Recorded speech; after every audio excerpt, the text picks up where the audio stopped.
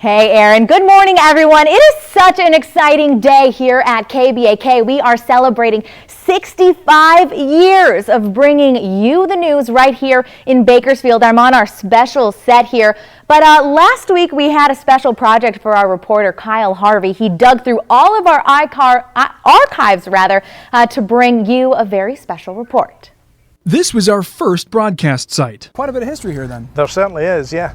Full of cobwebs today, it serves as a large closet for an oil company. The tower is in use, though not for TV. Our transmitter is on Mount Breckenridge now, enabling us to reach many, many more viewers. Inside, there are just a few traces of evidence that we were ever here. This is the grid that we probably would have put all the TV lighting on. Yes, I would imagine so. Some of this stuff feels a little bit like going to the original Jurassic Park. IT Jurassic Park. IT Jurassic Park. Television Jurassic Park. Back then, evening news was just half an hour, 15 minutes of local, and then 15 minutes of Walter Cronkite.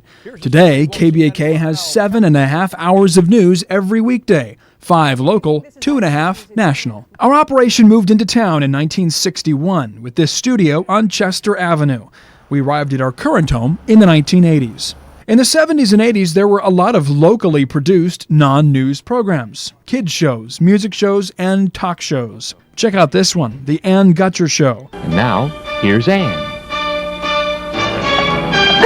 Oh, this Jackie Eastland. I don't know what I'm going to do with her. She really cracks me up. On this day in 1974, right after the high-profile kidnapping of Patricia Hearst, Gutcher chatted with a medium who said she might be able to help find her. Patricia Campbell Hearst. I feel recall, so evidently I must have said this before. I feel within a 30-mile radius. I get San Jose around the vibration. It was during the mid-70s we changed network affiliations, moving for a while from CBS to ABC. During this period, we were known as the News Force at 29 strong.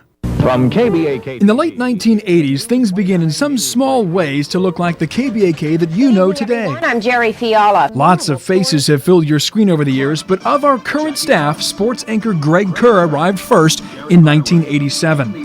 Here he is not long after that, explaining to viewers a new phenomenon called rotisserie baseball. It's known today as the multi-billion-dollar fantasy sports industry. And each team lives off the real-life statistics of his players. If you have Bo Jackson and he steals second base, you're credited with the stolen base. And so it goes, with the statistics piling up, and everyone in the league running for tomorrow morning's newspaper. You know, every morning there's a race down the driveway with my wife to see who gets the paper first. Get fired up, sports fans. It's time for Hometown Sports. Kerr launched one of KBAK's most popular and enduring programs, Hometown Sports. Today, it airs on our Fox 58 sister station, and it's Kern County's most watched high school football show. By the mid-90s, we were back with CBS, with the Eyewitness News branding still in use today. 29 Eyewitness News at 11 starts right now. Our focus on breaking news, wildfires, severe weather, and urban crime. After an hours-long... Our other specialty, investigations. Modern reporters have lived up to the billing. There's been a lot of questions about the pension that you may or may not be receiving. You have any comment about that? Always asking tough questions. Are you aware that your location is on this website that says this is where sexual favors are given at massage parlors? Why haven't you paid these people? Mr. McGee, why haven't you paid these people, sir? You owe them money.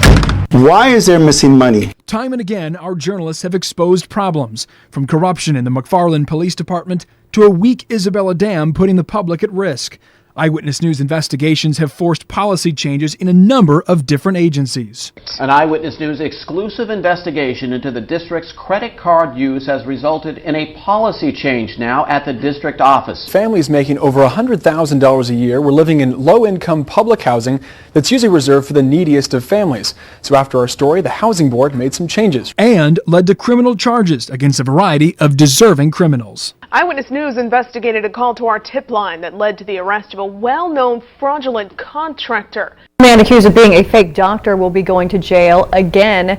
This comes more than 2 years after a call to the Eyewitness News tip line helped launch a state investigation. But it's not all serious around here. We have a lot of fun on the job, especially that morning show crew. Aaron Perlman sometimes sings It's another sunny day.